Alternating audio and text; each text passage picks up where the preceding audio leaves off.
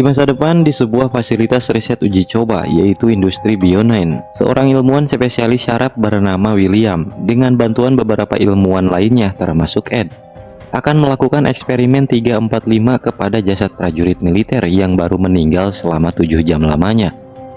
Dan jaringan syaraf juga masih utuh, lur.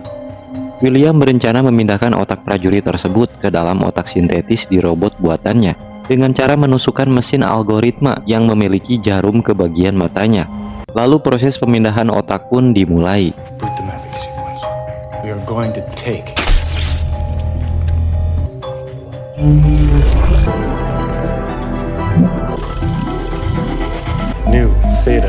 Setelah otak selesai ditransfer dan diberikan energi, William pun mencoba mengajaknya ngobrol ngalor ngidul, dan terlihat tangannya yang mulai bergerak-gerak.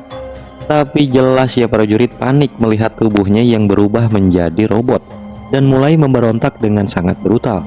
Sampai akhirnya karena tombol nonaktif ditolak oleh sistem, William pun langsung mencabut kabel energi utama. Do you hear me? Who am I? Sovereign failed.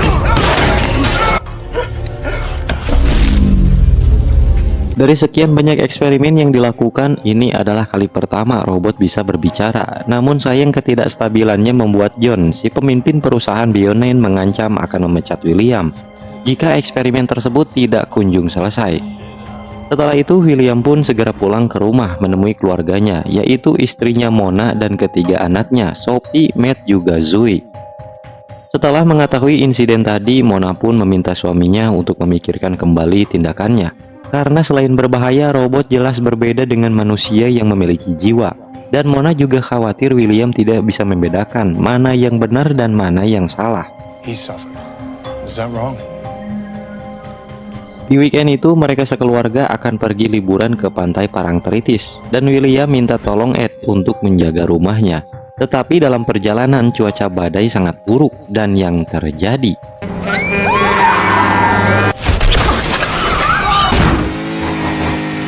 kecelakaan tragis tersebut membuat William pingsan, dan saat tersadar betapa terpukulnya dia melihat istrinya yang sudah meninggal. Begitu pula dengan ketiga anaknya yang tenggelam. Jasad mereka pun dibaringkan dan William langsung menelepon Ed untuk meminta bantuannya. Betapa terkejutnya Ed melihat semua keluarga William telah meninggal. Dan sudah bisa kalian tebak ya kan, lur, bahwa William akan menolak takdir Tuhan, yaitu dengan cara berusaha menghidupkan istri dan anaknya kembali. Usut punya usut, Ed memiliki skill untuk mengkloning hewan, tapi banyak resiko yang terjadi, seperti tangannya cacat ataupun terlahir buta. Itu pun masih diuji cobakan ke hewan, lur, dan belum pernah sekalipun dijajal ke manusia, ya kan? Kalaupun sukses, hasil otak kloningan akan kosong layaknya bayi yang baru lahir. Maka dari itulah William akan menggunakan terobosan terbarunya yang belum sempurna untuk memindahkan otak jasad keluarganya ke dalam kloningan yang dibuat oleh Ed. Can I clone a human being in one? Exactly, worked out all the kinks for transfer. Dengan nekatnya mereka membawa peralatan-peralatan yang dibutuhkan ke rumah William. Tapi sayangnya Ed hanya memiliki 3 tabung kloningan. Karena harga satuannya yang mencapai 1,7 juta dolar. Itu pun tidak bisa didapatkan dalam waktu singkat. Yang mana artinya ada satu anggota keluarga William yang harus dikorbankan. Wah, bingung, akhirnya William pun akan mengorbankan salah satu anaknya dengan cara mengcopy kertas berisikan nama-nama mereka layaknya arisan. Pick a name. Way, man, you pick it. Please. Setelah menguatkan hatinya, William pun mengambil satu kertas dan ternyata yang harus dikorbankan adalah putri bungsunya Zoe. Semua DNA mereka pun dimasukkan ke masing-masing tabung dan William harus terus mengawasi prosesnya agar level keseimbangan kimianya tetap terjaga. Yang jadi masalah adalah mereka butuh generator cadangan untuk mengantisipasi jika terjadi mati lampu. Karena jika daya mati sekian detik saja, lur, maka proses cloning tidak akan berhasil. William pun akhirnya nekat mencolong baterai aki mobil karena saat itu jam 2 dini hari dan tentunya tidak ada toko yang buka. Yeah. The pods can't lose power. Is there anything else? That is a lot of... Proses kloningan akan memakan waktu selama 17 hari dan ternyata William sudah mengcopy ingatan Mona, Sophie, dan juga Matt ke dalam mesin algoritma. yang mana nantinya ingatan-ingatan mereka yang tidak perlu akan dihapus, agar bisa menjalani kehidupan normal seperti biasanya. Setelah Ed pergi ke rumahnya, tak lama kemudian polisi pun datang memberitahu bahwa banyak baterai aki mobil di komplek yang telah dicolong, dan meminta William untuk berhati-hati. Untung aja nggak curiga ya kan? Nothing out of the ordinary. Batteries out of every car on the block. Well, pardon my English, sir. Have a good day. Beberapa hari kemudian, Ed bertemu dengan Jonas yang memberikan ultimatum bahwa dia dan William akan dipecat jika proyek 345 tidak segera bisa berfungsi. Mendengar informasi tersebut, William pun meminta Ed gantian menjaga tabung, sedangkan dia akan melanjutkan proyeknya di kantor, sekaligus menyempurnakan program pemindahan otak untuk keluarganya. Selain itu, William juga merespon semua email, chat, WA, DM, IG, Friendster ke semua teman pacar ataupun rekan kerja istrinya, agar tidak ada siapapun yang curiga. Oh, I'm so sorry about Matt. Happy holiday. Happy holiday. She gone? What, anyone would notice your entire family was...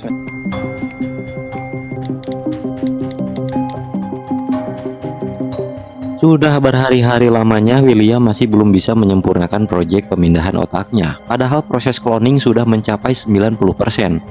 Sampai akhirnya 17 hari pun telah berlalu dan cloning siap untuk dikeluarkan. Alhamdulillahnya proses cloning berhasil, dan betapa bahagianya William melihat anggota keluarganya yang kembali hidup. Tapi karena dia belum menemukan solusi untuk pemindahan otaknya, William pun terpaksa membius istri dan anak-anaknya.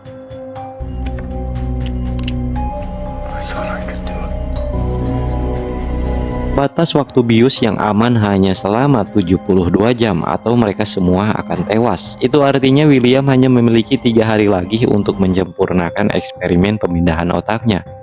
William pun kembali melihat rekaman Project 345-nya sambil terus memikirkan apa yang kurang dari eksperimennya. Sampai akhirnya William menyadari sesuatu ketika dia memegang tangan Mona dan terlihat gelombang otaknya yang berjalan.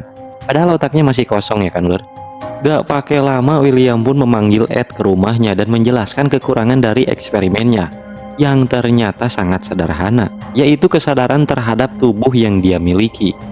Jadi gini Lur, tak pakai bahasa sesimpel mungkin biar enak ya. Pemindahan otak ke proyek 345 tidak akan pernah berhasil karena otak yang dipindahkan adalah otak biologis manusia ke dalam otak sintetis dengan tubuh robotnya. Sudah pasti dong proyek 345 sangat panik ketika melihat tubuhnya sendiri yang sudah berubah menjadi kawat dan besi.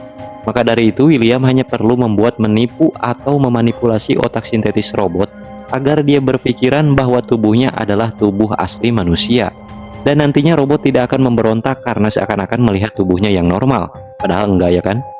Sedangkan untuk kloningan keluarganya, William hanya perlu melakukan pemindahan otak asli mereka. Karena kloningan sudah memiliki tubuh, jantung, paru-paru, usus, 12 jari, semua organ bahkan bulu hidung pun persis seperti tubuh aslinya.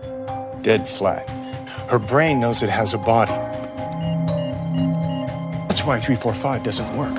Looking for its body, its heart, its lung. It's to reach watershed consciousness. Oh shit. Setelah itu proses pemindahan otak pun dilakukan dan tak lupa William menghapus memori tentang Zoe. Lalu yang terjadi, It's bio protocol.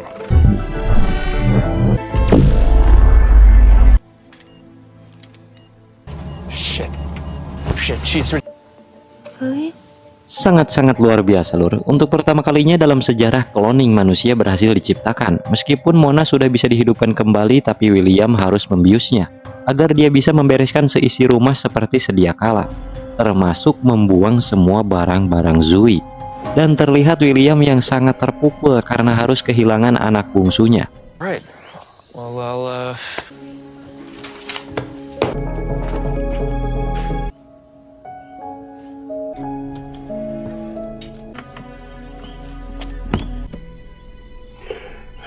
Keesokan paginya betapa terkejutnya William karena tidak melihat Mona dan anak-anaknya di kamar.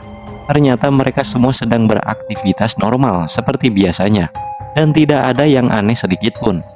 Tak lama kemudian Ed menelepon dan meminta William segera ke kantor karena sudah ada jasad baru yang bisa mereka coba untuk eksperimen. Mau gak mau William pun harus meninggalkan keluarganya dan langsung OTW ke kantor. Tapi William tidak bisa melanjutkan eksperimennya dengan alasan otak jasad yang kurang cocok. Tiba-tiba secara diam-diam William membawa peralatannya ke toilet dan memakaikan ke dirinya sendiri. Karena ternyata lur, William berniat mentransfer otaknya ke dalam proyek 345 untuk memaksimalkan keberhasilan eksperimen. We'll get the next one, sir. William, you didn't. Algorithm tonight. Sesampainya di rumah, Mona mengatakan jika dia merasa aneh dengan tubuhnya. Bahkan dia tidak bisa mengingat beberapa kenangan yang pernah dialami. William pun menenangkan Mona dan memintanya untuk beristirahat karena mungkin dia lagi kecapean, ya kan? Malam harinya karena Sophie mimpi buruk melihat ibunya tewas, William pun membiusnya dan menghapus ingatannya saat insiden kecelakaan terjadi, yang lupa dihapus sama William waktu itu. Tapi tiba-tiba Mona datang dan bertanya apa yang dilakukan oleh William. Karena sudah kepergok, William pun akhirnya menceritakan apa yang sebenarnya terjadi. Jika istri dan anak-anaknya sudah meninggal dalam kecelakaan, dan tubuh mereka yang sekarang adalah sebuah replika.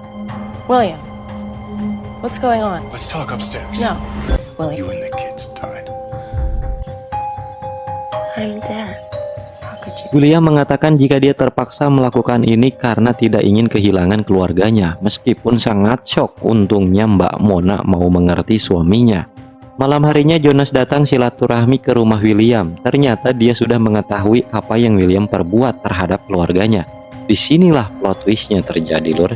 Perusahaan Bionine bukanlah perusahaan biomedis. Jonas rela mengeluarkan uang bermiliar-miliar banyaknya untuk eksperimen William, bukan untuk sekedar menghidupkan kembali prajurit yang sudah tewas, melainkan untuk tujuan yang lebih gila lagi.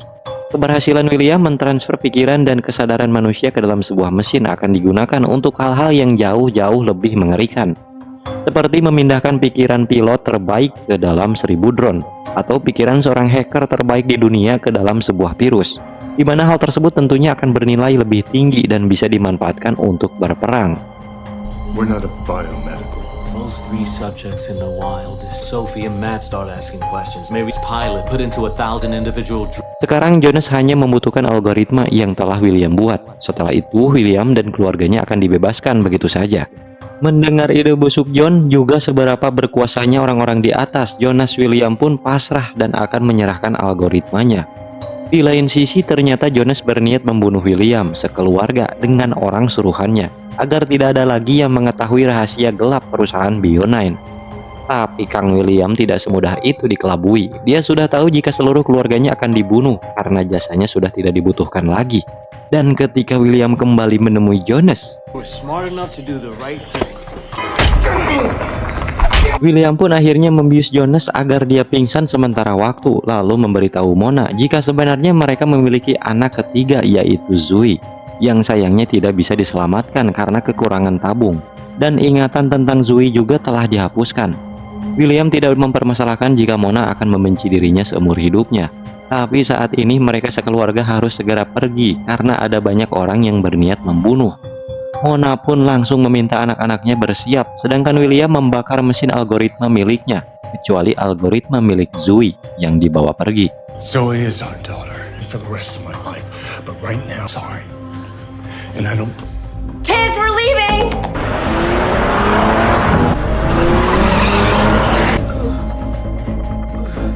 Di lain sisi, Jonas yang sudah sadar menemukan algoritma yang sudah hangus. Tapi itu bukan menjadi masalah, karena ternyata setiap subjek penelitian dari mesin Bionine sudah ditanamkan pelacak otomatis. Itu artinya Mona, Sophie, dan juga Matt memiliki pelacak di dalam tubuhnya. Dalam waktu singkat, mobil anak buah Jonas pun menyusul dan terus berusaha mencelakai mereka. Untungnya William mampu menjauh dengan kemampuan menyetir layaknya Dominic Toretto. Lalu setelah itu Mona pun meminta William pergi ke klinik tempat kerjanya. Relax and trust me, okay? It's gonna be okay. Ternyata lur, Mona akan menggunakan defibrillator, susah banget, atau alat pacu jantung untuk membakar pelacak yang ada di sistem saraf mereka. Ketiga alat pelacak pun akhirnya berhasil dibakar dan mereka langsung kabur dari sana, tepat ketika orang-orang suruhan John sampai di ruangan. It's okay, buddy. Setelah itu mereka pun pergi ke kapal milik Ed di pelabuhan, dan William mencari kuncinya di kotak tapi tidak ditemukan. Tak lama kemudian orang-orang suruhan Jonas pun datang dan langsung menculik mereka bertiga. Kids are in the bait box.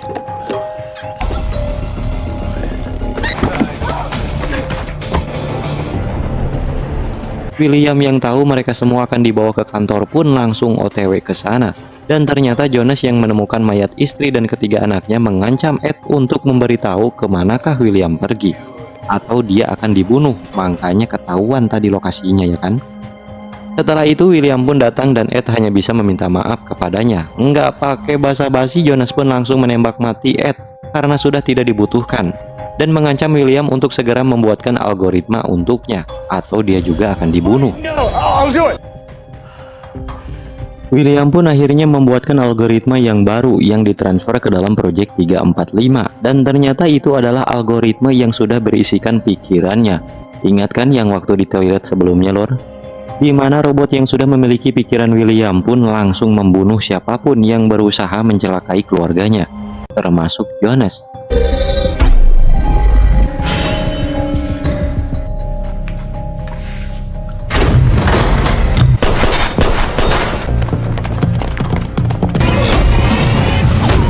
Ketika mereka semua akan kabur, tiba-tiba William kembali ke dalam kantor untuk memastikan apakah Project 345 benar-benar stabil dan merasa memiliki tubuh yang normal.